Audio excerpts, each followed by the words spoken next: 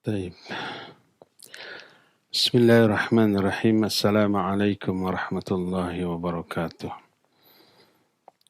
الحمد لله الذي بعث في الأميين رسولا منهم يتلو عليهم آياته ويزكيهم ويعلمهم الكتاب والحكمة وإن كانوا من قبل لفي ضلال مبين.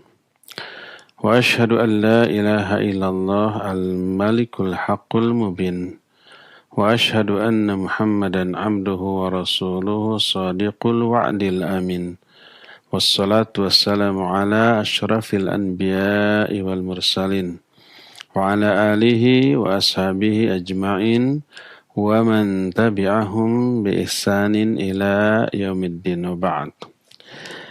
Ikhwati fillah, a'azani Allah wa iyyakum. Baik para pendengar radio Roja Cilengsi, Roja Bogor, Roja Bandung, Roja Palembang, Roja Lampung, Roja Tanjung Pinang, Roja Pontianak, Roja Berau, Roja Kendari, Roja Surabaya, pendengar radio Tarbiyah Sunnah Bandung, dan radio-radio lain yang tidak bisa kita sebut, juga para pemirsa Roja TV atau pemirsa TV lain, juga para netizen melalui akun manapun di mana saja Anda berada. Alhamdulillah, kembali kita berjumpa.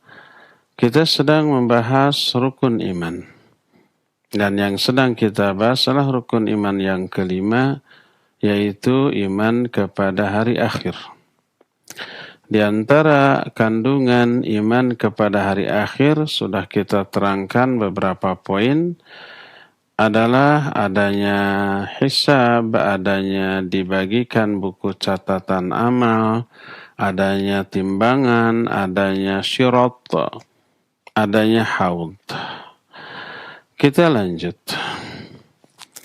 Salah satu hal yang wajib kita imani sebagai bagian dari iman kita kepada hari akhir adalah adanya syafaat di akhirat nanti.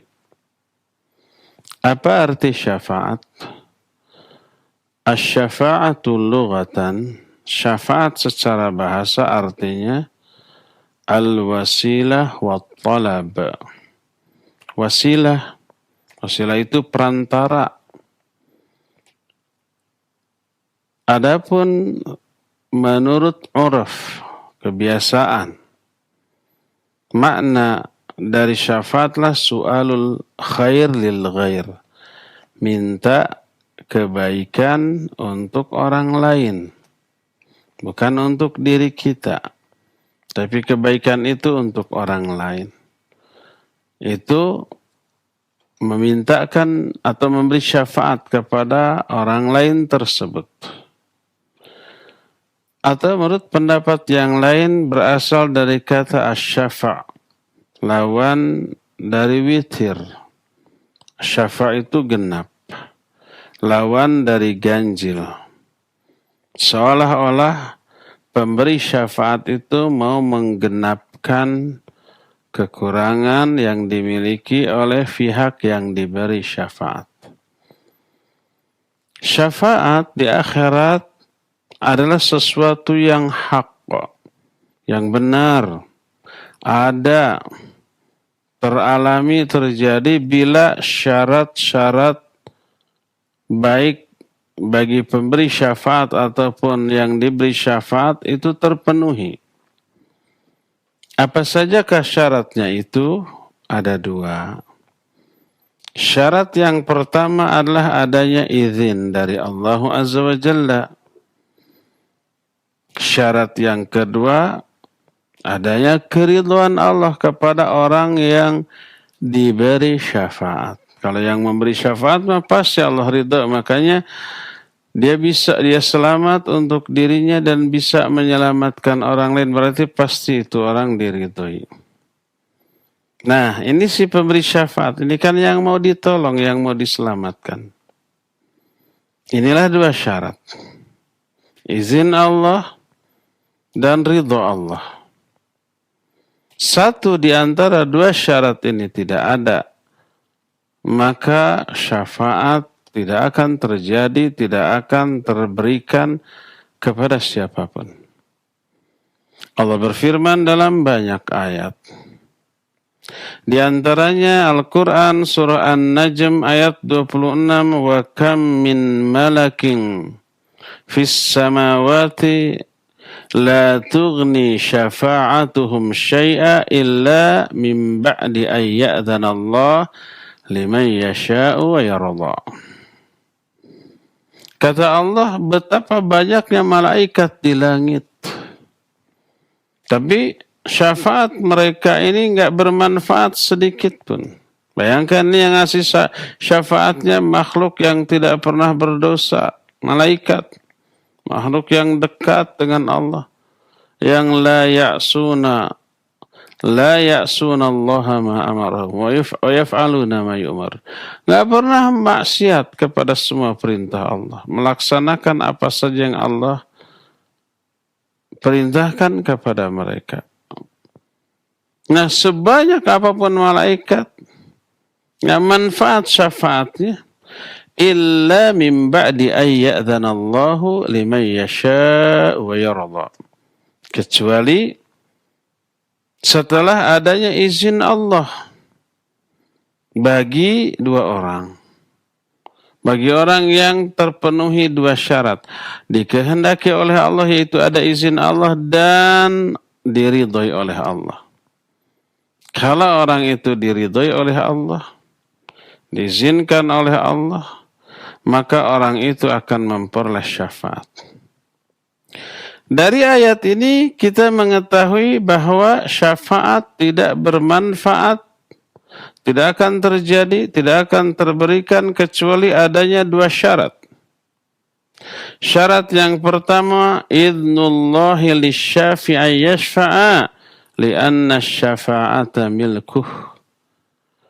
Pertama, izin Allah kepada si pemberi syafaat. Karena pada hakikatnya semua syafaat itu milik Allah. Sebagaimana firman Allah dalam surah Az-Zumar ayat 44, Qulillahi syafa'atu jami'an. Katakanlah, milik Allah lah syafaat itu seluruhnya, semuanya milik Allah. Jadi harus ada izin Allah kepada si pemberi syafaat. Ini syarat pertama. Syarat kedua, ridahu 'anil masyfu'i fihi bi ayyakuna min ahli tauhid. Syarat kedua adalah ridha Allah kepada orang yang akan diberi syafaat karena dia ahli tauhid. Si orang yang mau diberi syafaat ini ahli tauhid, tauhidnya lurus. Tidak menyekutukan Allah baik kecil apalagi besar. Nah, tapi walaupun ahli tauhid mungkin dia terjerumus dalam dosa-dosa besar. Sehingga mungkin akan terkena dengan azab Allah. Makanya diberi syafaat agar selamat. Allah ridha kepada orang itu karena dia ahli tauhid. Adapun orang yang berbuat syirik, orang-orang musyrik, syafaat siapapun tidak ada manfaatnya. Allah berfirman dalam surah Al-Muddathir ayat yang ke-48, "Fama tanfa'uhum syafa'atus syafi'in."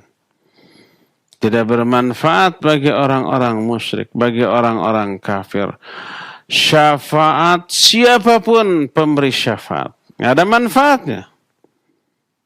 Walaupun seorang nabi memberi syafaat, walaupun kepada keluarganya, kepada orang tuanya, kepada istrinya, kepada anaknya, enggak bisa. Kalau yang diberi syafaat itu kufur atau syirik. Seperti halnya Nabi Nuh dan Nabi Lut kepada kedua istrinya. Seperti halnya Nabi Ibrahim kepada ayahnya. Seperti halnya Nabi kita Muhammad SAW kepada kedua orang tuanya. Nggak bisa memberikan syafaat. Dari sini kita mengetahui batilnya para kuburiyun sekarang ini.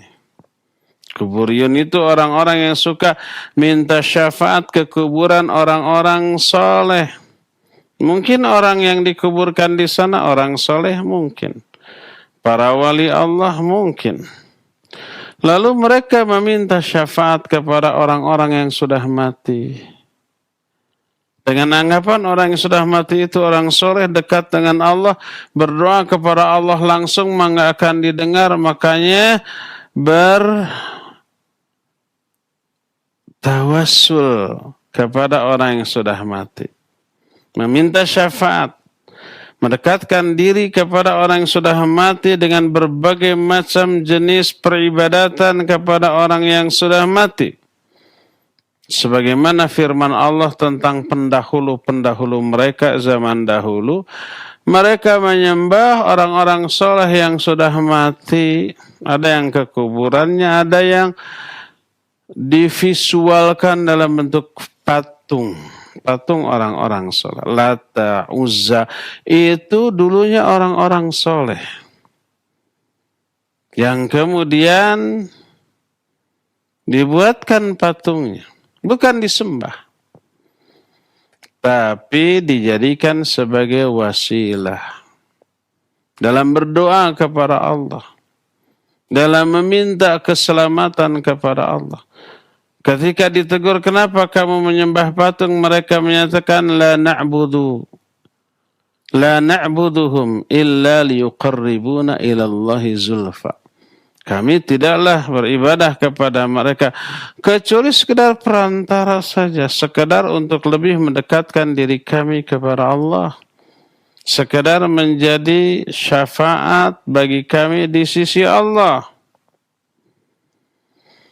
Coba perhatikan Al-Quran surah Yunus 18. Allah berfirman, wa ya'buduna min dunillahi ma la yadurruhum wa la yanfa'uhum. Wa yaquluna haula'i syafa'auna indallah. Mereka beribadah kepada selain Allah, kepada sesuatu yang tidak bisa memberi madarat ataupun memberi manfaat kepada mereka, baik ke patungnya, ke kuburannya, dan seterusnya. Ketika ditegur, ketika diingatkan, ketika ditanya, apa jawab mereka? Haula'i syafa'auna indallah. Mereka ini adalah para pemberi syafaat bagi kami di sisi Allah. Itu tuh yang sejak dahulu. Allah juga berfirman dalam Az-Zumar ayat 43-44. Kata Allah, amittakhadhu min dunillahi syufa'a qul awalau kanu la yamlikuna syai'an wa la ya'qilun qulillahi syafa'atu jami'an lahu mulkus samawati wal ard. Kata Allah Azza wa Jalla. Atau mereka mengambil para pemberi syafaat selain Allah. Tanya kepada mereka, apakah kamu akan menjadikan patung-patung kuburan-kuburan itu sebagai pemberi syafaat sekalipun mereka itu tidak memiliki kemampuan apa-apa dan tidak bisa berpikir? Patung yang mereka sembah, kuburan yang mereka jadikan tempat tawasul, nggak bisa apa-apa dan juga tidak bisa mikir. Patung itu nggak bisa mengedipkan matanya sendiri sekalipun, nggak bisa menggerakkan walau sedikit jarinya sekalipun, nggak bisa apa-apa. Andai kita simpan bubuk kue di tangan yang sedang begini, kita ambil kue itu dari diri, apakah dia bisa mempertahankannya? Datang lalat, truk, menslok di kue itu, lalu digigit, lalu diambil, dibawa terbang. Dia bisa mempertahankannya? Enggak sama sekali. Untuk mempertahankan apa yang menjadi haknya pun enggak bisa, apalagi memberikan manfaat kepada orang lain. Kata Allah, awalau kanu la yamlikuna syai'an wa la yaqilun. Apakah kamu jadikan mereka syafaat sekalipun mereka itu tidak memiliki kekuasaan apa-apa dan tidak bisa berfikir? Katakan lillahi syafa'atu jami'an. Milik Allah lah syafaat itu semuanya. Lahu mulkus samawati wal ard. Kepunyaan Allah lah seluruh kerajaan langit dan bumi. Berdasarkan hal itulah, maka orang yang bisa memperoleh syafaat adalah orang yang tidak terjerumus dalam perbuatan syirik ataupun kufur, maka mereka akan berhak memperoleh syafaat dari siapapun yang berhak memberi syafaat atas izin Allah Azza wa Jalla. Yang sudah diberikan hak memberi syafaat, diizinkan oleh Allah memberi syafaat adalah pertama Nabi kita Muhammad sallallahu alaihi wa alihi wasallam. Beliau memiliki 3 jenis syafaat. Sebagaimana yang dikatakan oleh Syekhul Islam Ibn Taimiyah rahimahullahu ta'ala Majmul Fatawanya. Kata beliau, walahu sallallahu alaihi wa alihi wasallam fil qiyamah 3 syafa'at. Dan bagi Nabi kita Muhammad sallallahu alaihi wasallam pada hari kiamat memiliki 3 jenis syafaat. Amma syafa'atul ula fayas'alu fi ahli al-mawqif hatta yuqda bainahum ba'da an tataraja'al anbiya' Adam wa Nuh wa Ibrahim wa Musa wa Isa bin Maryam anis syafa'ati hatta tantahiya ilaih. Pertama, syafaat pertama yang ini yang disebut dengan asy-syafa'atul uzma. Syafaat beliau bagi seluruh manusia di padang mahsyar sebelum mereka ini dihisab dalam keadaan yang mengenaskan. Mereka itu dikumpulkan dalam keadaan telanjang, laki perempuan sama semua, auratnya semua terbuka tak tertutup walaupun sehelai benang, seutas benang. Tidak beralas kaki, baik kaos kaki, sendal ataupun sepatu. Tidak berkhitan walaupun ketika di dunianya sudah berkhitan. Matahari amat sangat dekat. Panasnya nggak ketulungan, mereka berkeringat. Kadar keringatnya sesuai dengan kadar amalnya masing-masing ketika di dunia. Ada yang hanya merendam dia semata kaki, sebetis, selutut, sepinggang. Ada juga yang sampai setelinga. Orang menderita. Mereka mencari orang yang bisa menyelamatkan mereka dari kondisi seperti itu. Mereka bolak-balik ke beberapa nabi, ke Adam, ke Nuh, ke Ibrahim, ke Musa, ke Isa. Semuanya itu tidak ada yang bisa memberikan syafaat yang mereka butuhkan.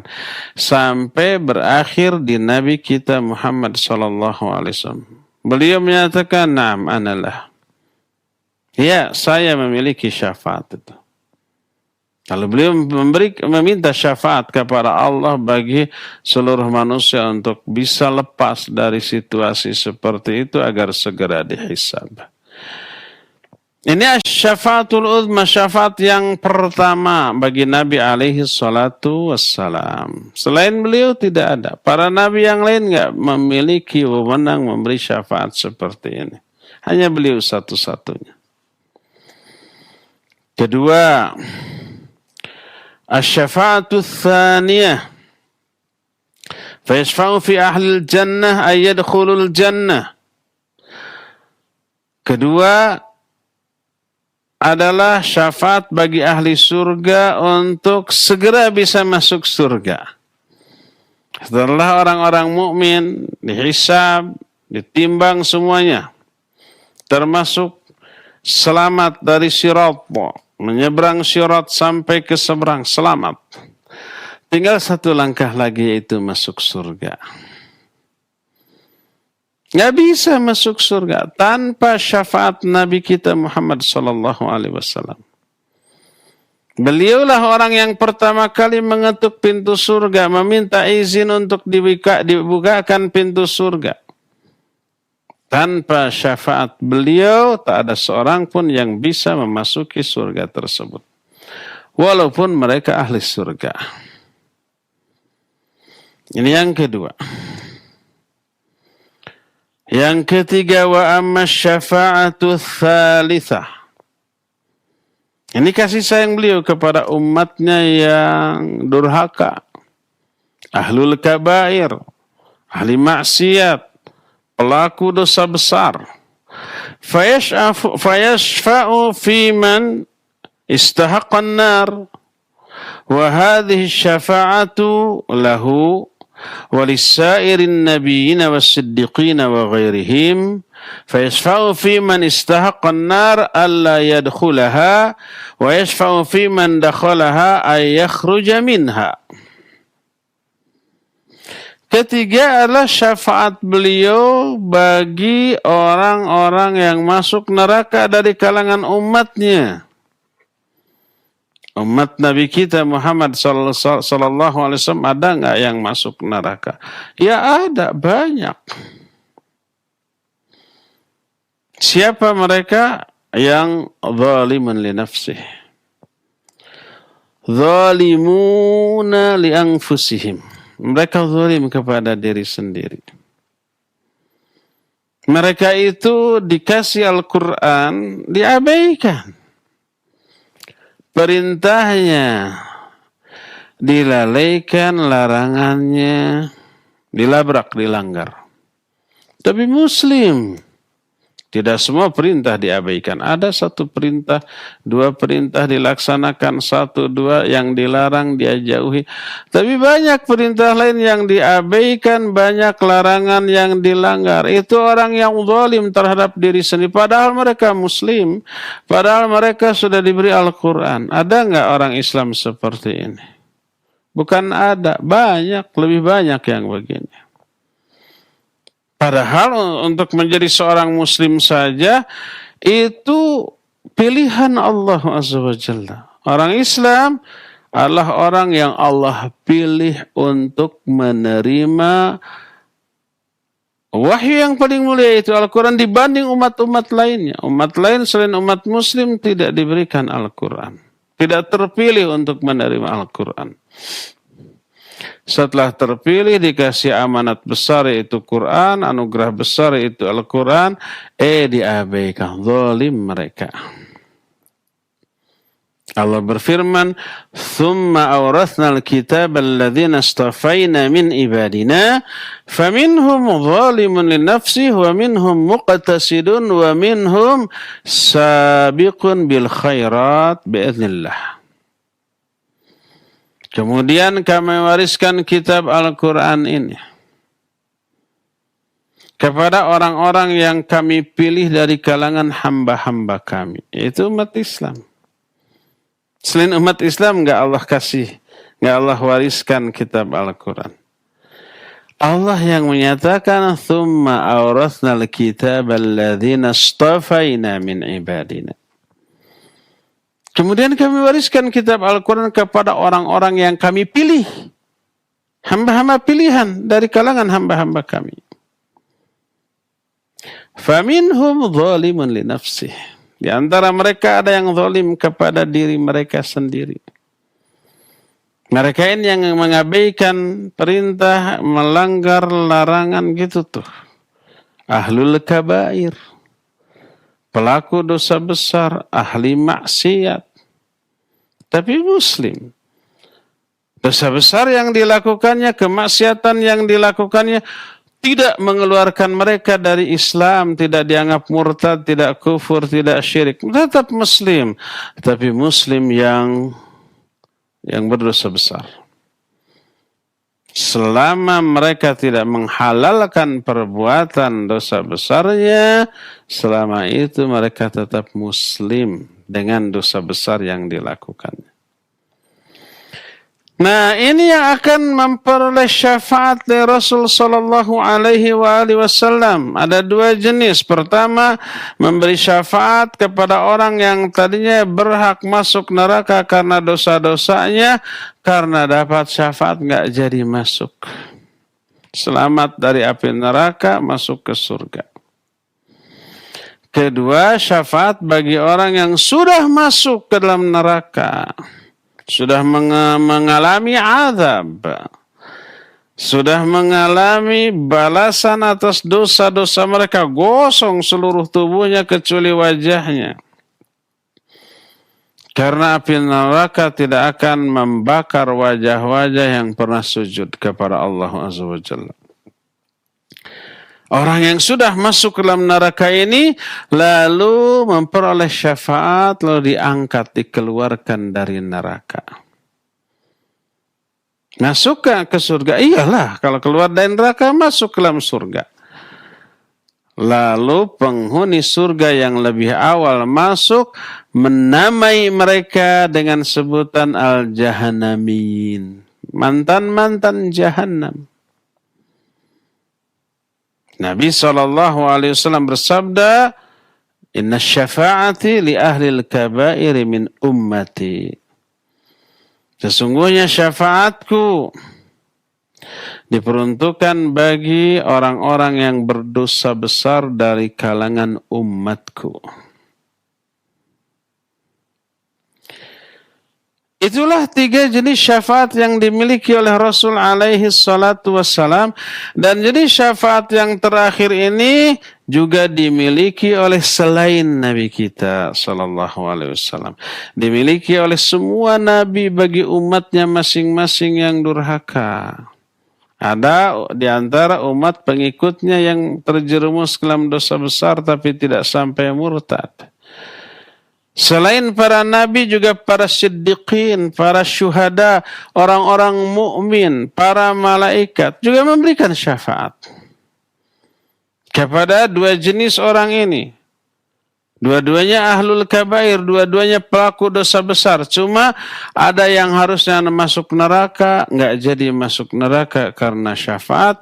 Ada orang yang sudah masuk neraka dan mestinya lama disiksa dalam neraka karena syafaat, mereka terangkat dari neraka lalu dimasukkan ke dalam surga.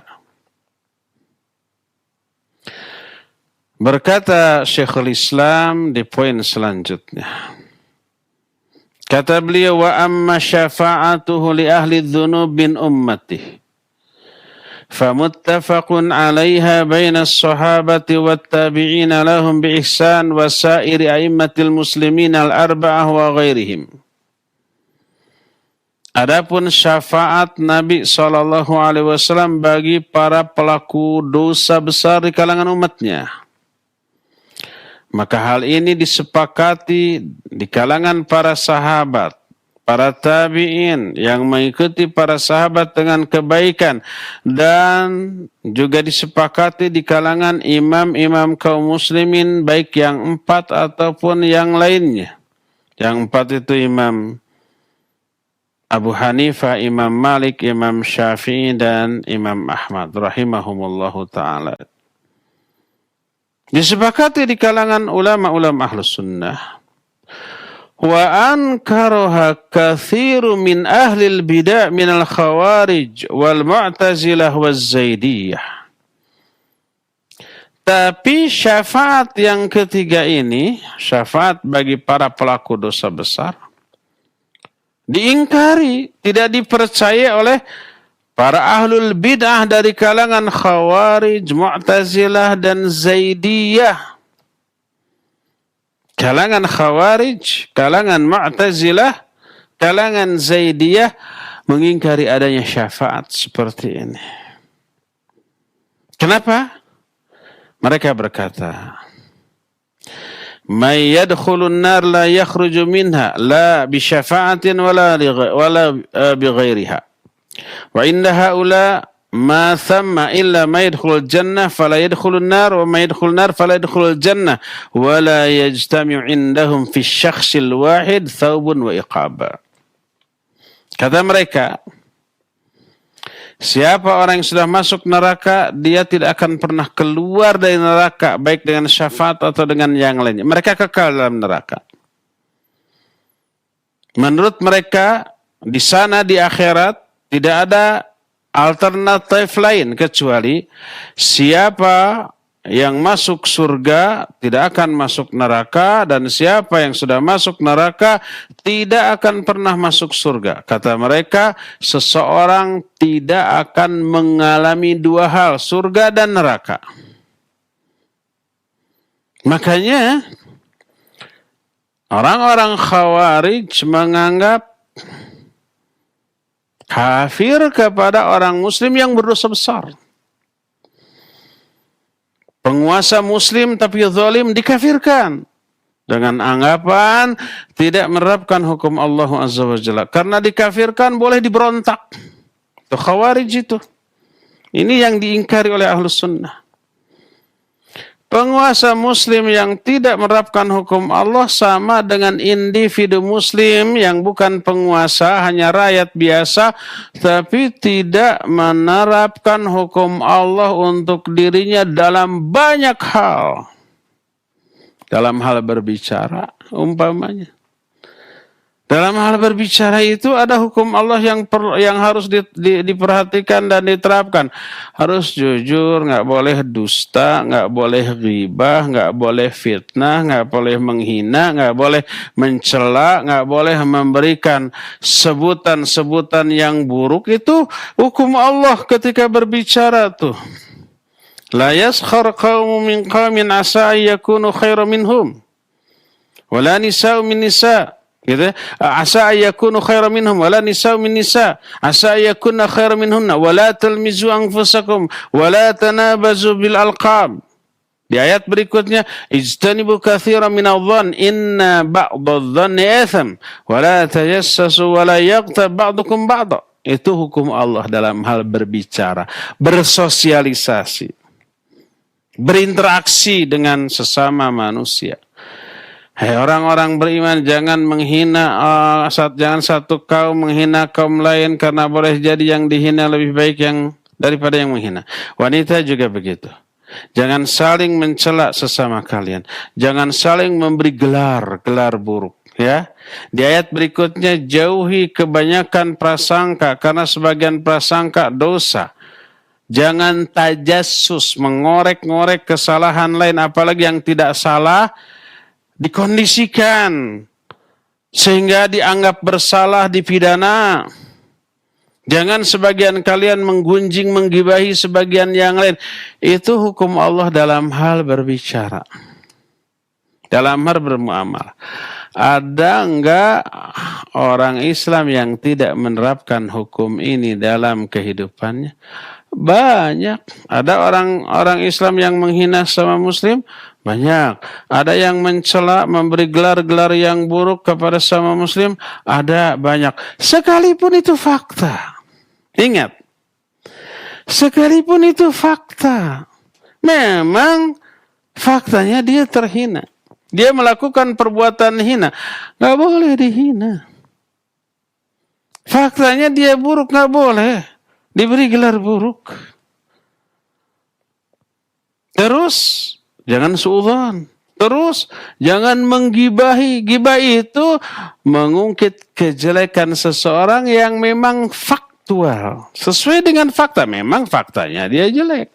Faktanya dia melakukan keburukan. Nggak boleh diungkap. Baik pribadi orang biasa, apalagi penguasa. Ayat. Ada nggak orang yang tidak menerapkan ayat ini, hukum Allah ini dalam kehidupannya? Banyak. Ini hukum Allah dilanggar. Kafir nggak tuh orang yang melakukannya? Enggak. Dia tetap Muslim, tapi Muslim yang berdosa besar. Kalau dia sadar dan ingin berhenti, cukup bertobat tanpa harus bersyahadat ulang. Seorang Muslim yang melakukan dosa besar nggak boleh dikafirkan.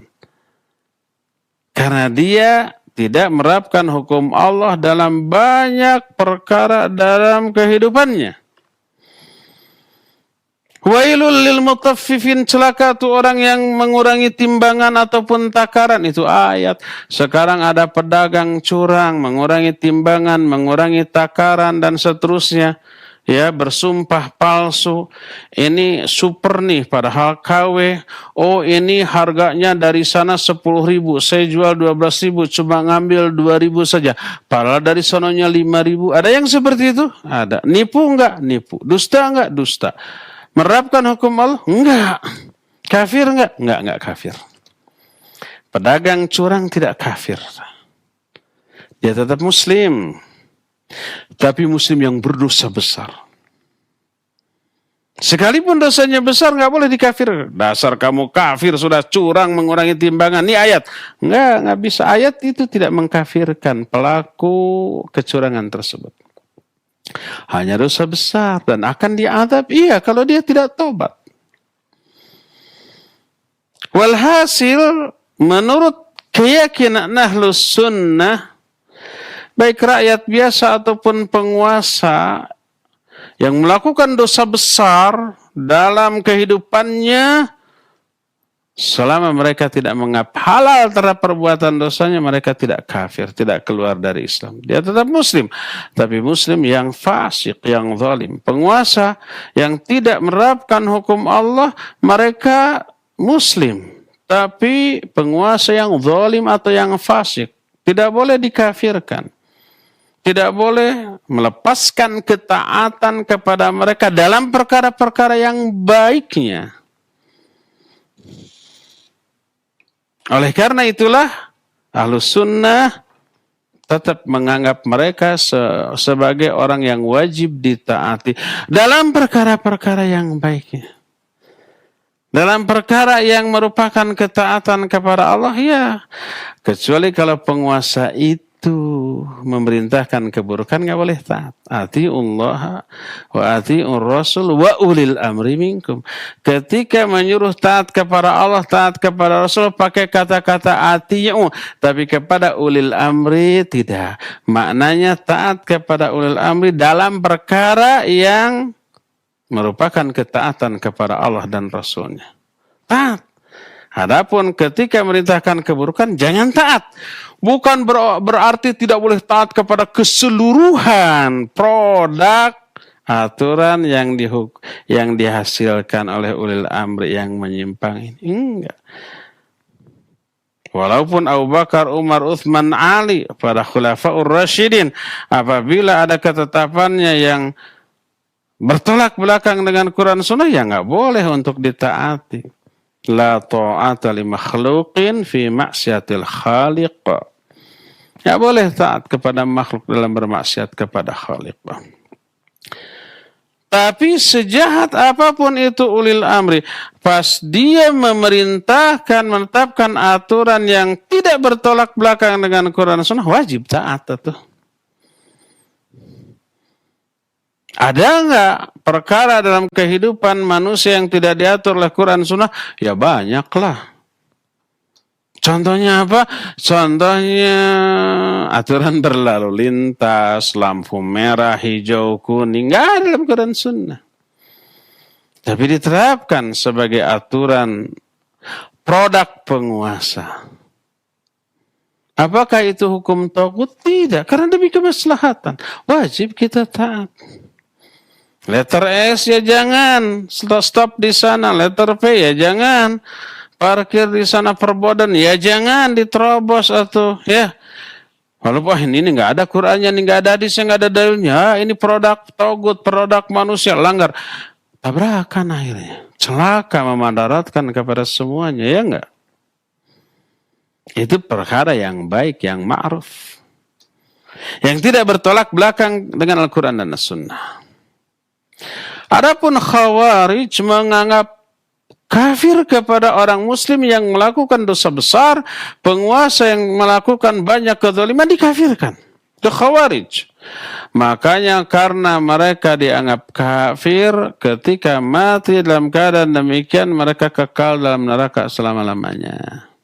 Itu Khawarij.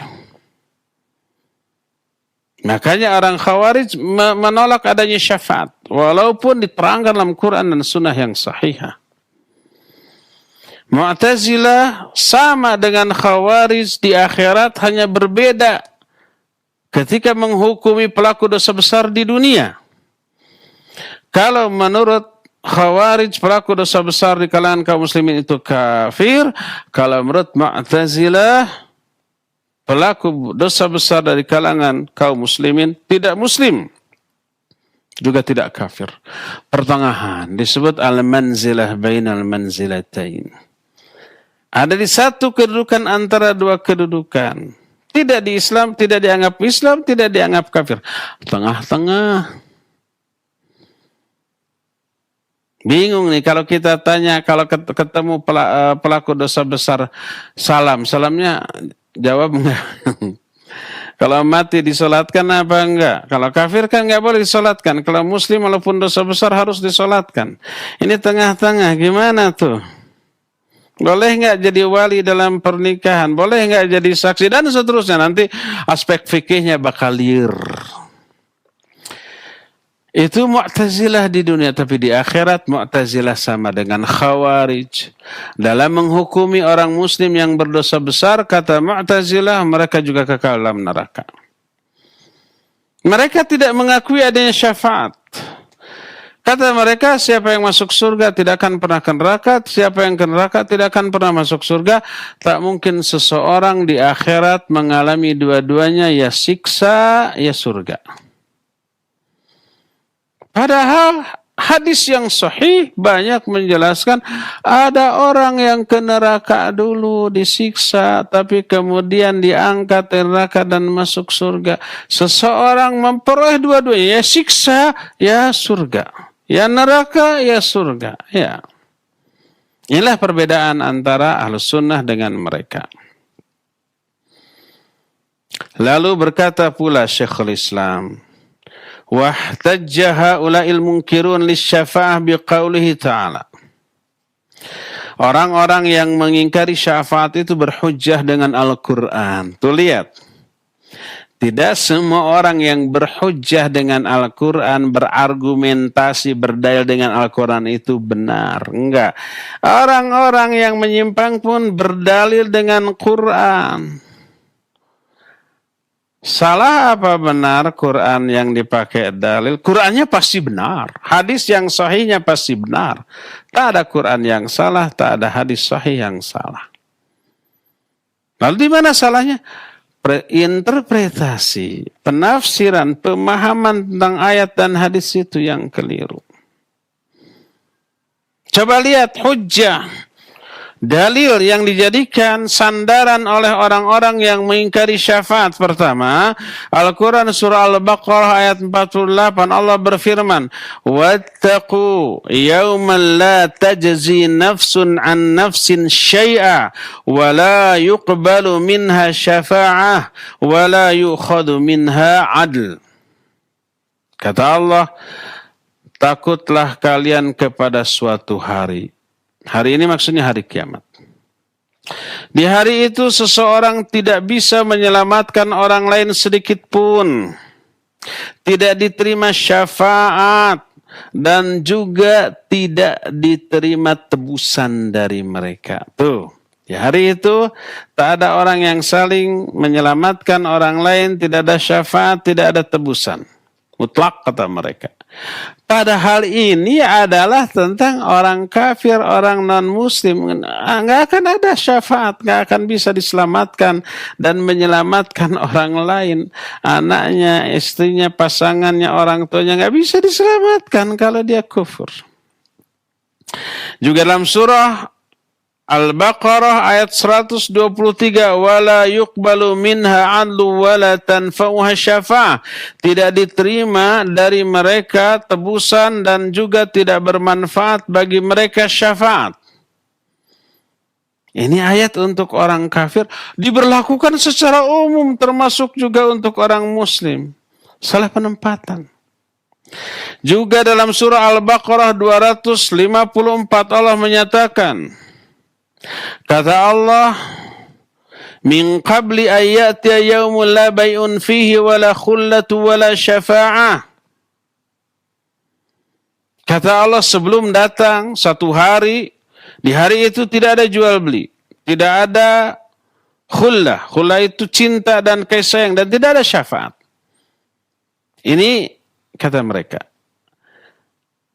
Yang kemudian oleh Allah Azza wa Jalla dikutip dan disampaikan. Ini hujjah mereka. Hujjah mereka menyatakan bahwa di akhirat tidak ada syafaat berdasarkan ayat ini. Juga dalam surah Ghafir ayat 18, ma lidh-dhalimina min hamimi wala syafi'in yuta'. Kata Allah, tidak ada bagi orang-orang zalim hamim. Hamim itu apa? Kawan dekat, dan juga tidak ada pemberi syafaat yang bisa ditaati. Dalam Al-Muddathir ayat 48, fama tanfa'uhum syafa'atus syafin. Tidak ada manfaatnya bagi mereka syafaat, pemberi syafaat yang siapapun. Ini ayat-ayat Al-Quran. Pasti benar, tidak ada ayat yang salah. Cuma ayat-ayat untuk orang khusus, orang tertentu diberlakukan secara umum. Untuk orang kafir ditembakkan kepada sesama muslim. Akhirnya ya celaka semua. Dijawab oleh kalangan ulama ahlus sunnah. Kata mereka, anna hadha yuradu bi syai'an. Ayat-ayat ini bermakna dua. Pertama, annaha la tanfa'ul musyrikin. Syafaat itu tidak bermanfaat bagi orang-orang musyrik.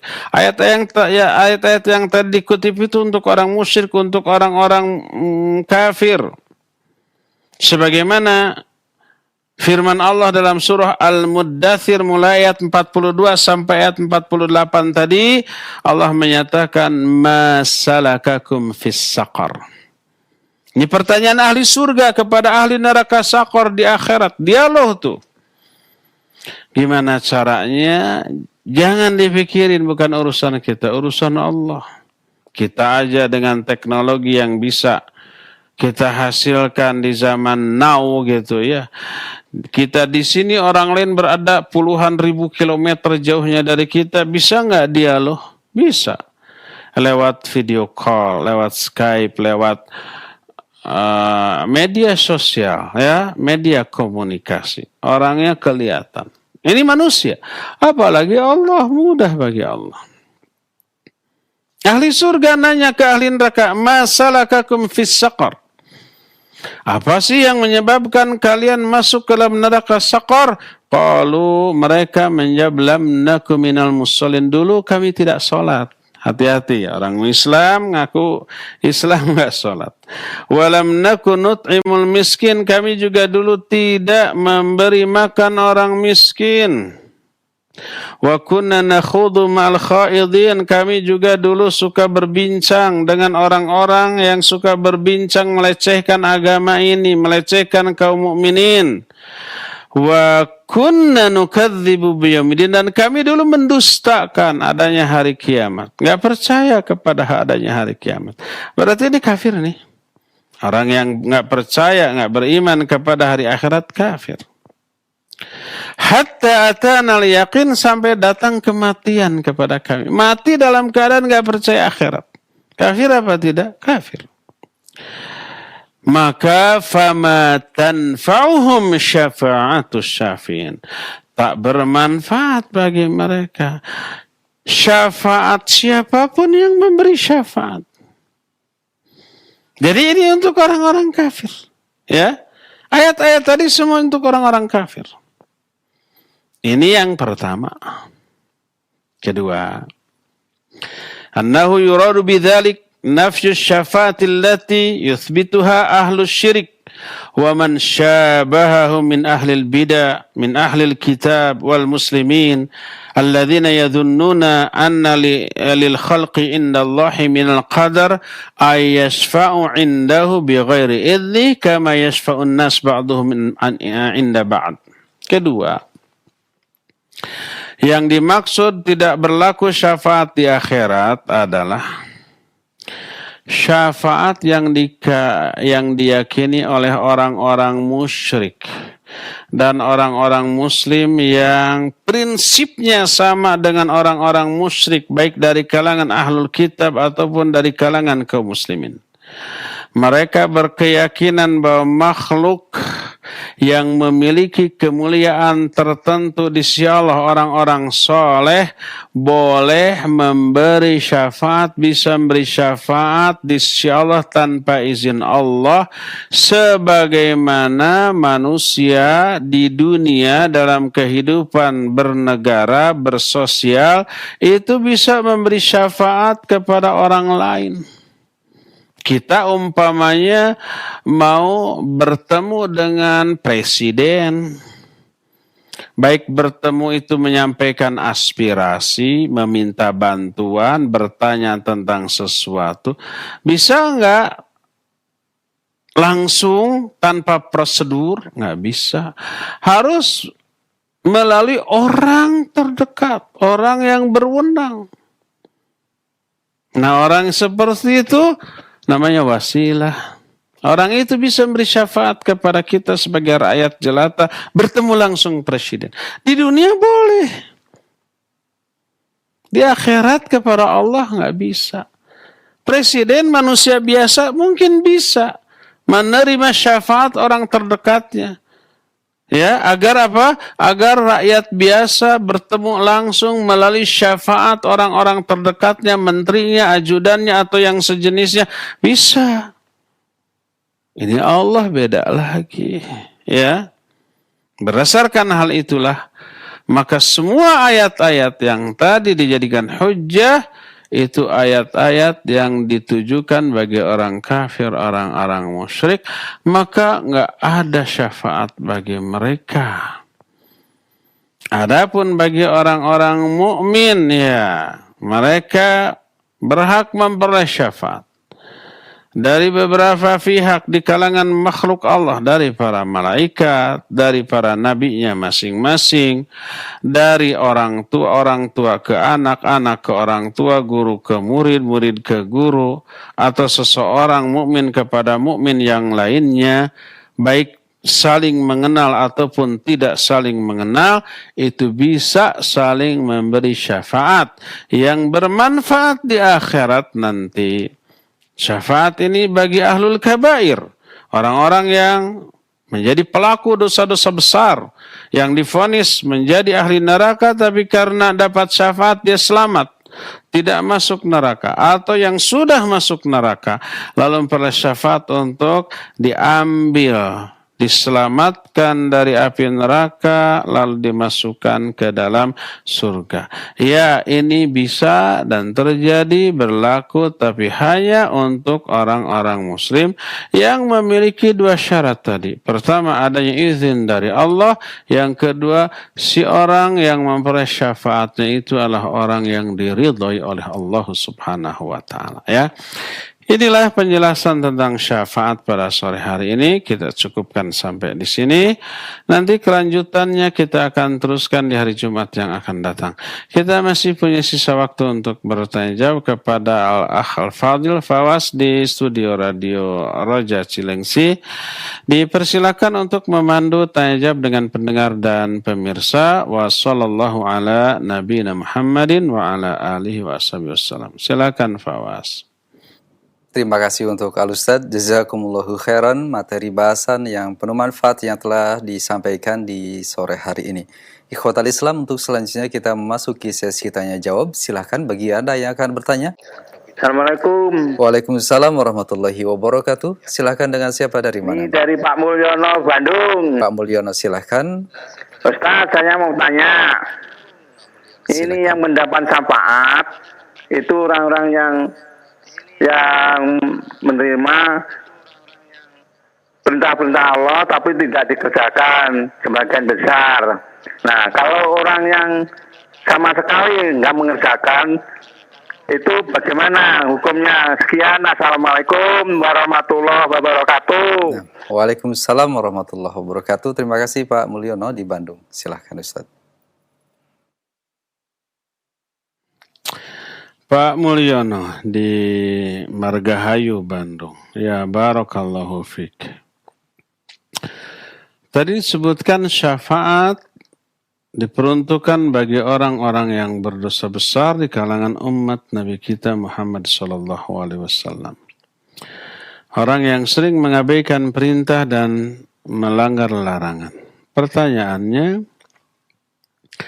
bagaimana dengan orang yang sama sekali tidak melaksanakan satu pun perintah Allah dan melakukan semua yang Allah larang? Ada orang Islam nggak pernah sholat, nggak zakat, walaupun dia kaya raya sudah wajib zakat. Ramadan tidak saum.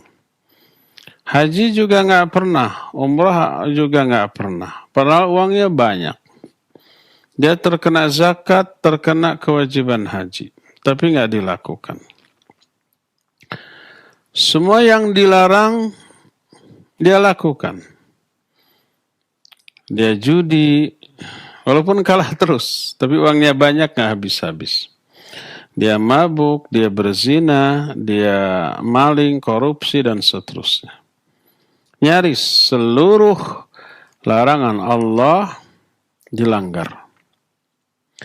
Semua perintah Allah ditinggalkan. Apakah dia akan dapat syafaat? Iya, tidak semua orang muslim yang berdosa besar itu akan dapat syafaat dari Rasul sallallahu alaihi wasallam atau dari selain Nabi kita sallallahu alaihi wasallam. Tidak. Ada kriteria tertentu orang Islam yang memperoleh syafaat dari Rasul alaihi salatu wasallam. Di antaranya siapa orang yang mendengar seruan azan, lalu dia menjawab azan tersebut, lalu setelah itu bersolawat kepada Nabi kita Muhammad sallallahu alaihi wasallam, lalu berdoa Allahumma rabba hadhihi da'wati tamah sampai akhir dari doa itu. Halat lahu syafaati.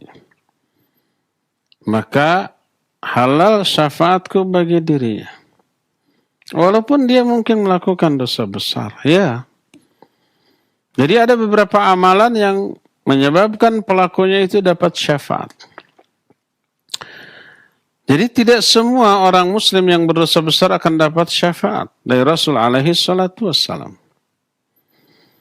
Nah, termasuk orang tersebut, ya mungkin orang mengaku Islam, tapi tidak ada satupun perintah Allah yang dilaksanakan, dan tidak ada satupun larangan Allah yang tidak dilanggar. Semuanya. Ini orang apakah kafir atau tidak? Ulama ikhtilaf. Sebagian ulama menyatakan orang yang tidak sholat, tidak saum Ramadan, walaupun dia masih mengakui kewajibannya, kufur. Salah satu yang berpendapat seperti Syekh Muhammad bin Shalih Al-Utsaimin rahimahullahu ta'ala. Tapi jumhur ulama menyatakan seorang muslim yang meninggalkan sholat secara sengaja, tapi dia masih mengakui kewajiban sholatnya, dia merasa berdosa dengan hal itu, jumhur ulama menyatakan dia tetap muslim tapi ahlul kabair. Muslim yang berdosa sangat besar. Selama masih mengakui kewajiban sholatnya. Demikian juga orang yang melanggar larangan. Dia berzina, dia judi, dia mabok, dia mencuri. Kafir enggak? Tergantung. Kalau dia menganggap halal terhadap perbuatan yang dilarang tadi, maka dia kufur. Sekalipun tidak berbuat. Orang berkeyakinan zina itu asal suka sama suka, enggak apa-apalah, halal saja. Orang itu kufur, walaupun tidak berbuat. Adapun saya tidak berzina, takut aja, takut kena penyakit, takut digerebek hansip, takut hukum sosial, takut juga sakit dan seterusnya. Makanya tidak berbuat, tapi berkeyakinan halal. Maka dia kafir dengan keyakinan. Karena menghalalkan apa-apa yang nyata-nyata Allah haramkan.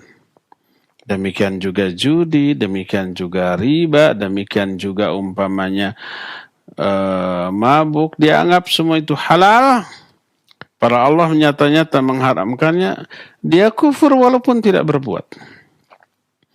Adapun orang berbuat dia judi, tapi dia meyakini dia dosa besar. Dia terancam azab Allah bila tidak bertobat. Maka dia tetap muslim, tapi muslim yang berdosa besar.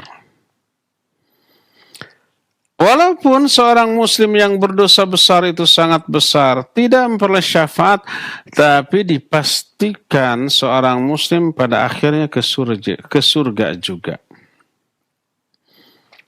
Karena Rasulullah SAW dalam hadis sahih riwayat Imam Muslim dalam kitab Sahih Muslim, dalam bab orang yang paling akhir masuknya ke dalam surga dari kalangan umatku dan keluarnya dari api neraka adalah orang yang sama sekali tidak memiliki kebaikan.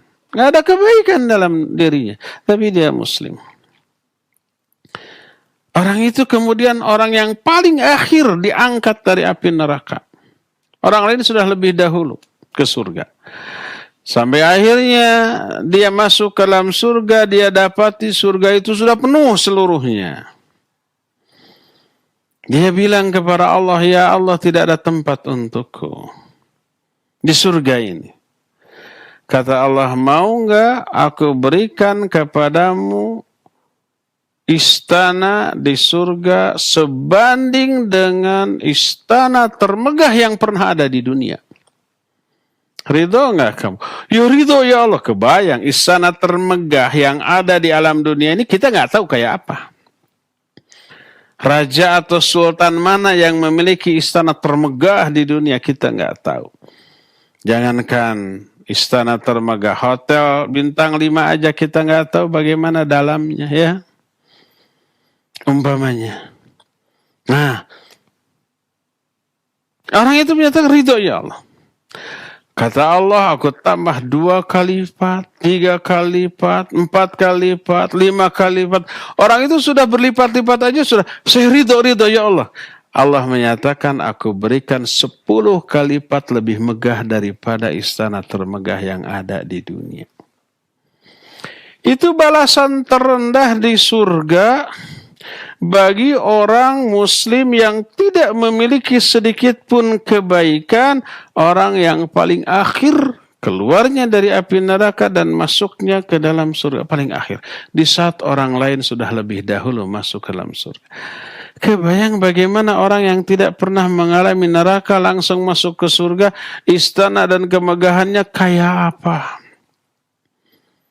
Oleh karena itulah walaupun seorang muslim tidak memperoleh syafaat dari Nabi SAW, dia diadab dalam neraka untuk beberapa lama, tapi pada akhirnya setelah semua dosanya lunas oleh azabnya, orang itu tetap akan diangkat dari api neraka untuk kemudian dimasukkan ke dalam surga. Wallahu a'lam. Silakan lagi. Terima kasih Ustaz, jazakallahu khairan jawaban dan nasihat yang disampaikan. Demikian Bapak yang bertanya tadi. Selanjutnya di kesempatan kedua kami buka kembali dari penelpon. Silahkan. Halo, Assalamualaikum. Waalaikumsalam warahmatullahi wabarakatuh. Silahkan Bapak. Dari Bumi Ayu, Jawa Tengah. Dengan Bapak siapa? Dan Haji Datur. Silahkan Bapak pertanyaannya Pak. Bapak Haji Datur. Iya, silahkan Bapak. Saya mau nanya. Iya, saya mau nanya. Kalau sholat jenazah setelah sholat asar itu boleh apa enggak? Iya. Setelah sholat asar. Iya. Baik Bapak. Ya. Terima kasih interaksinya. Barakallahu fiik. Jazakallahu khairan. Silahkan Ustaz. Pak Haji Ghafur di Bumi Ayu, Jawa Tengah. Barakallahu fiik. Bolehkah sholat jenazah seusai sholat asar? Boleh Pak. Memang ada larangan melakukan sholat ba'da asar, tapi itu untuk sholat sunnah yang tanpa sebab. Adapun sholat sunnah yang ada sebab, seperti sholat jenazah ada sebab. Seperti sholat tahiyatul masjid, umpamanya kita sudah sholat di sebuah masjid, lalu kita berangkat ke masjid lain karena ada pengajian di masjid lain. Pada asar, begitu masuk, kita diperintahkan untuk tidak duduk sebelum melakukan sholat 2 rakaat. idza dakhala ahadukumul masjida fala yajlisanna hatta yusalli rak'atain. Kalau salah seorang di antara kalian masuk ke dalam masjid, jangan dulu duduk sebelum dia melakukan sholat 2 rakaat. Lalu disebut dengan sebutan sholat tahiyatul masjid. Sholat yang dilakukan karena sebab dia masuk ke dalam masjid. Ini yang memiliki sebab, maka boleh dilakukan. Berdasarkan hal itu, kalau umpamanya ada orang yang meninggal ba'da zuhur, kemudian dimandikan, lalu seusai asar sambil menunggu atau memanfaatkan momen orang melakukan sholat asar berjamaah di masjid, lalu seusai sholat asar, lalu langsung ada sholat janazah, maka dibolehkan ba'da asar ataupun ba'da subuh. Karena sholat tersebut adalah sholat yang ada sebab, maka dibolehkan. Oleh karena itu di Masjidil Haram, Masjid Nabawi, nyaris setiap beres sholat fardu selalu ada sholat janazah. Sering kali. Boleh dikatakan 99%. Kadang ada yang tidak ada sholat. Ya. Mungkin karena kebetulan tidak ada jenazah. Tapi umumnya setiap ada jenazah, seusai sholat fardu selalu ada sholat jenazah, termasuk ba'da asar dan ba'da subuh. Itu dilakukan karena sholat jenazah adalah sholat yang ada sebab, maka boleh dilakukan sekalipun di waktu yang terlarang. Allahu a'lam. Silakan lagi. Baik, terima kasih Ustaz. Jazakallahu khairan jawaban dan nasihat yang disampaikan. Untuk selanjutnya kita angkat pertanyaan yang datang dari pesan singkat Ustaz. Assalamualaikum warahmatullahi dari Ibu Dawam di Lampung. Assalamualaikum warahmatullahi Ustaz. Apakah benar kelak di hari kiamat Allah akan memberikan syafaat kepada anak-anak yang meninggal sebelum balik? Mohon penjelasannya atas hal ini. Barakallahu fiik. Jazakallahu khairan ya Ustaz. Baik, fika barakallahu wa jazakillahu khairan Ibu Dawam di Lampung. Benarkah Allah akan memberi syafaat kepada anak yang mati sebelum balik? Istilahnya bukan syafaat. Tapi anak kecil yang meninggal sebelum dia balik, dia di surga. Dan akan memberi syafaat kepada kedua orang tuanya untuk masuk ke dalam surga.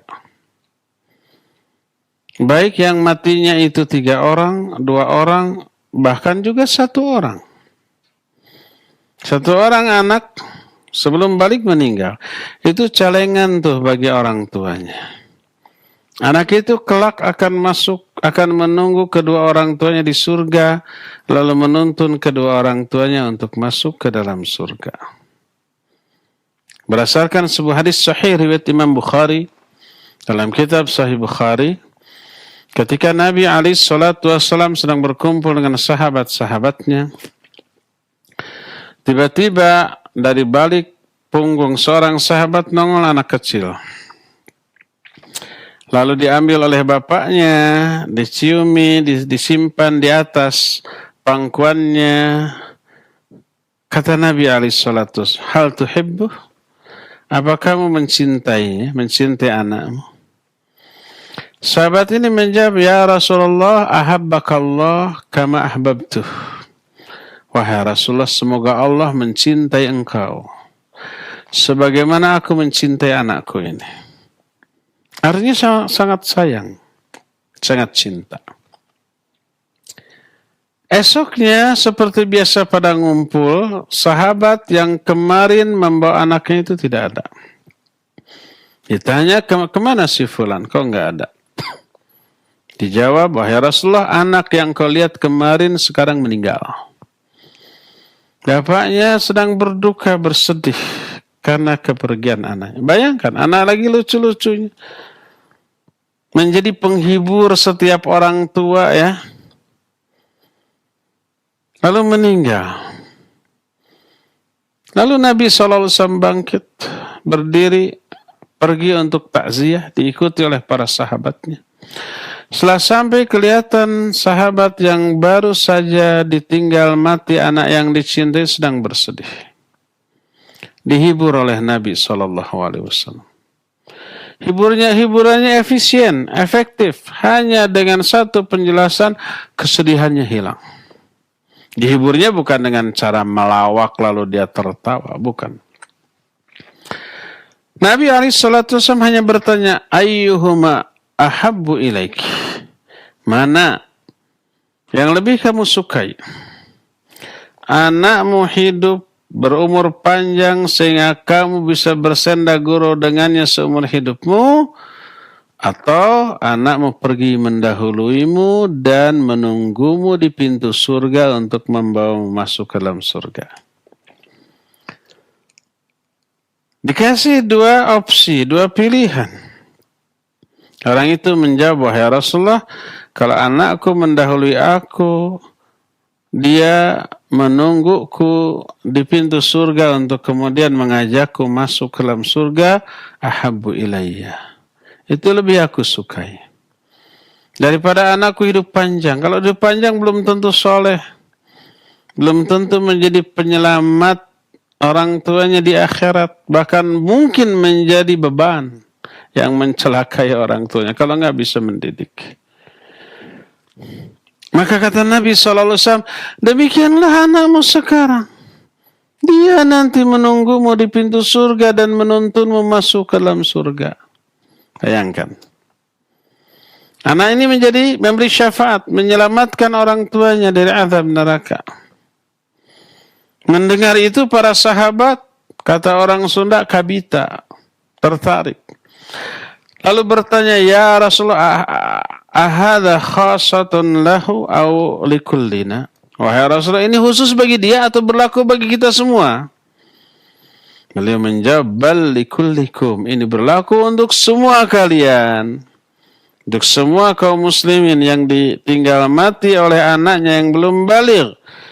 Dia akan menunggu orang tuanya di pintu surga lalu menuntun orang tuanya masuk ke dalam surga.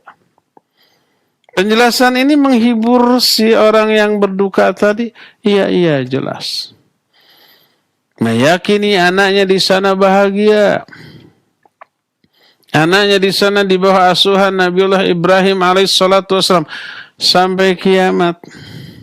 Tidak akan menderita, tidak akan menangis, tidak akan mengalami sakit atau penderitaan apapun sampai kiamat nanti. Setelah kiamat, dia menunggu di pintu surga kedatangan orang tuanya, kemudian dituntunnya orang tuanya masuk surga. Menghibur apa tidak? Iya, menghibur. Menghilangkan kesedihannya apa? Iya, menghilangkan kesedihannya. Kita baru bersedih kalau berpisah dengan anak yang atau orang yang kita cintai. Lalu orang yang kita cintai di tempat yang jauh itu menderita, nangis terus, kita tahu, ya kita sedih. Tapi ketika mengetahui orang yang kita cintai di tempat jauh itu lagi berbahagia, maka insya Allah kita tidak akan sedih. Ya, demikian Bu. Wallahu a'lam bishawab. Silakan lagi. Terima kasih Ustadz, jawaban dan nasihatnya. Demikian untuk Ibu Dawam di Lampung serta dua penanya yang kami terima SMS-nya dengan pertanyaan yang sama tadi. Semoga bermanfaat. Masih dari pesan singkat kami angkat dari Bapak Khozin di Cibitung, Bekasi. Assalamualaikum warahmatullahi wabarakatuh. Ustadz, saya mau bertanya bagaimanakah caranya agar kami bisa mendapatkan syafaat dari Nabi kita Nabi Muhammad SAW di hari kiamat kelak. Sementara banyak perkara yang bagi sebagian kami yang awam itu adalah sunnah, akan tetapi ternyata adalah perkara bid'ah yang tidak ada dasarnya di dalam sunnah Nabi SAW. Mohon nasihat dan penjelasan dari hal ini. Jazakallah khairan ya Ustaz. Ya, wa jazakallahu khairan. Pak Khozin di Cibitung, barakallahu fika. Bagaimana caranya agar kita memperoleh syafaat? Baik dari Nabi SAW, dari para malaikat, dan dari sesama mukmin. Pertama, hindarkan syirik dan kufur. Baik yang besar termasuk yang kecil. Syirik dan kufur ini yang mencegah menghalangi seorang memperoleh syafaat. Jadilah ahli tauhid. Pelajari tauhid semendalam mungkin. Yang terutama tauhid al-uluhiyah. Juga tauhid asma wa sifat. Perdalam pemahaman kita tentang asma dan sifat Allah. Perkuat tauhid kita, luruskan tauhid kita. Jauhi syirik baik besar ataupun kecil, jauhi perbuatan kufur baik besar ataupun kecil, maka insya Allah Allah akan ridha kepada kita. Pertama itu. Kedua, pegang teguh sunnah Rasulullah SAW dalam segala hal. Termasuk hal-hal yang kita anggap sepele. Yang bila tidak dilaksanakan, tidak dosa kita. Tapi kita melaksanakannya karena kecintaan kita kepada Nabi SAW dan ajaran yang dibawanya. Rutinitas kita itu adalah media penerapan sunnah Nabi SAW. Dari mulai bangun tidur, ya, kemudian masuk WC, keluar WC, selama di WC, memakai pakaian, membuka pakaian, memakai sendal, membuka sendal, kaos kaki ataupun sepatu, keluar masuk rumah, makan dan minum, masuk pasar, naik kendaraan, semua itu media untuk menerapkan sunnah Nabi SAW. Pas bangun tidur ada doa. Alhamdulillahilladzi ahyana ba'dama amatana wa ilaihin nusyur. Masuk WC ada sunnah Nabi SAW. Langkahnya dahulukan yang kiri. Ada doa. Selama di WC-nya tak berbicara apalagi nyanyi-nyanyi. Termasuk baca ayat Al-Quran gak boleh. Ya. Ada azan jangan dijawab, ada yang salam jangan dijawab selama kita di WC.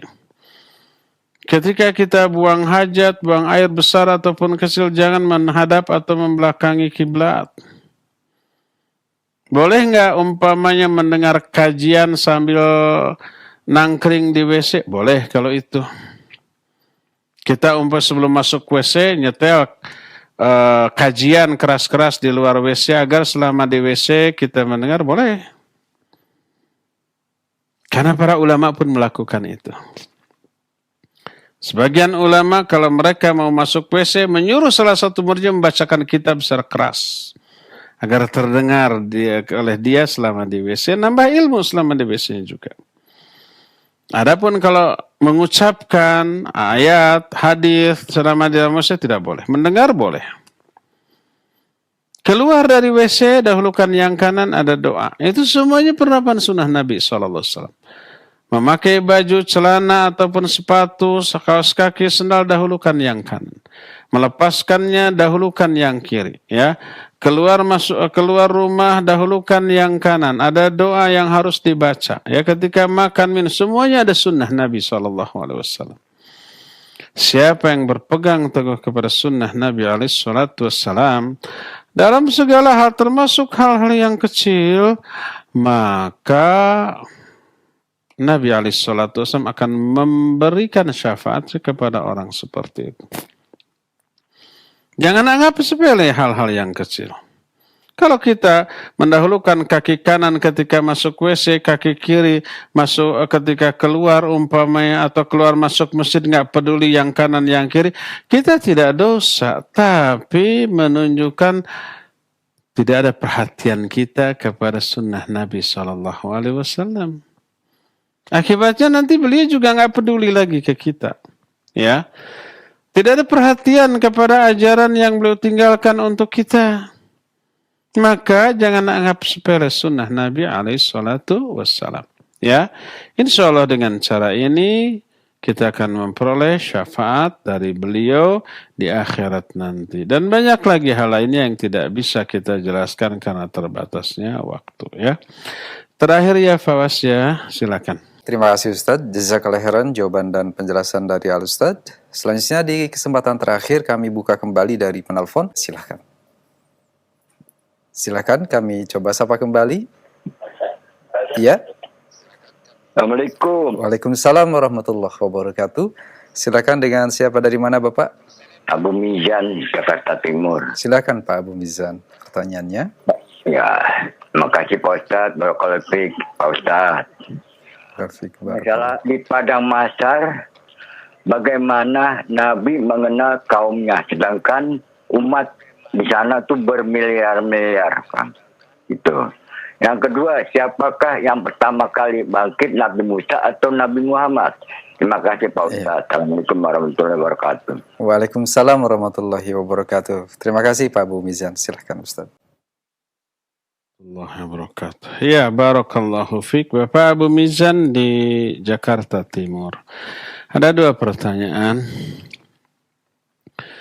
Bagaimana caranya Nabi kita alaihi salatu wassalam mengenal umatnya yang berbeda zaman dan tempat? Seperti kita. Beliau tidak mengenal kita.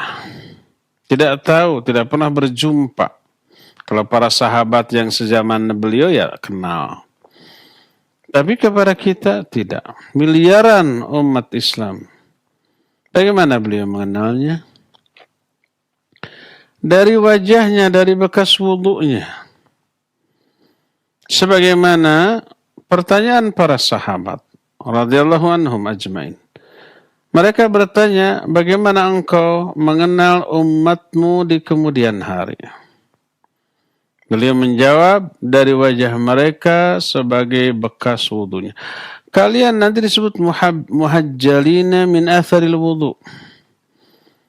Wajah kalian ini akan bercahaya sebagai efek dari wudu, bekas dari wudu.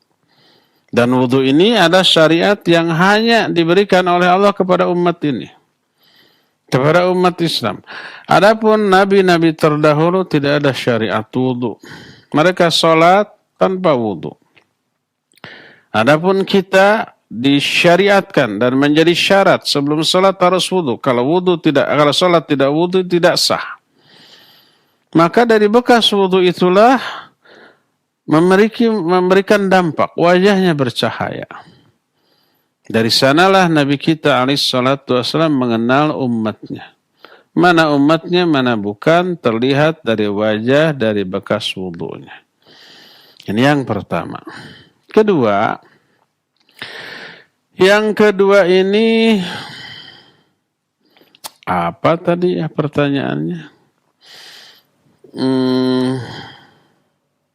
Tentang saya lupa, Fawas, yang kedua apa? Tentang Nabi yang siapa yang pertama kali dibangkitkan?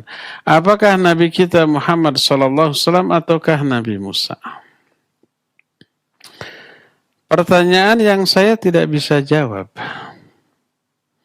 Jangankan kita, saya, Nabi kita Muhammad SAW pun tidak tahu. Berdasarkan nas hadis yang sahih. Ketika Nabi SAW dibangkitkan oleh Allah Azza wa Jalla, maka beliau mendapati Nabi Musa sudah ada di samping arsy Allah. Lalu beliau menyatakan, aku tidak tahu. Apakah Musa ini termasuk orang yang dikecualikan dari kebinasaan ketika sangkakala ditiup, ataukah dia orang yang dibangkitkan lebih dahulu daripada aku? Itu terjadi ketika ada persengketaan antara umat Islam dengan Yahudi. Kata Yahudi, Nabi Musa lebih utama daripada Muhammad sallallahu alaihi wasallam. Kata orang Islam, kata sahabat, Nabi kita Muhammad sallallahu alaihi wasallam lebih utama daripada Musa. Lalu beliau menyatakan, la tukhayyiruni ala Musa. Jangan kalian menganggap aku lebih baik daripada Musa. Karena sesungguhnya pada hari kiamat nanti akulah yang paling awal dibangkitkan sebelum manusia lainnya. Ketika aku bangkit, aku melihat Musa sudah ada di samping arsy Allah. Aku tidak tahu apakah Musa termasuk orang yang dikecualikan dari kebinasaan atau dia dibangkitkan sebelum aku. Karena Allah menyatakan wa nufikha fis-sur fasaika man fis samawati wa man fil ardi illa man sya'allah. Ditiuplah sangkakala yang pertama. Maka binasalah semua yang ada di langit dan semua yang ada di bumi kecuali beberapa makhluk yang Allah kehendaki. Ini mah tidak binasa. Lalu ditiup sangkakala yang kedua. Nabi orang yang pertama kali bangkit melihat, oh Nabi Musa sudah ada di samping arsy. Lalu Nabi menyatakan, aku tidak tahu. Apakah Musa ini termasuk orang yang dikecualikan dari kebinasaan ataukah dia orang yang lebih awal, lebih dahulu dibangkitkan sebelum aku? Dari sinilah para ulama di antara Syekhul Islam Ibn Taimiyah menyatakan kita tidak boleh memastikan siapa yang lebih awal dibangkitkan di akhirat antara Nabi Musa ataukah Nabi kita Muhammad sallallahu alaihi wasallam. Ya. Demikian Pak Abu Khazin di Jakarta Selatan. Cukup sampai di sini ya, insyaallah kita berjumpa kembali di hari Jumat yang akan datang. Kita nanti akan berbicara tentang surga dan neraka ya. Subhanakallahum bihamdika asyhadu an la ilaha illa anta astaghfiruka wa atubu ilaik walhamdulillahirabbil alamin wa sallallahu ala nabiyyina Muhammadin wa ala alihi wa sahbihi wasallam. Assalamualaikum warahmatullahi wabarakatuh.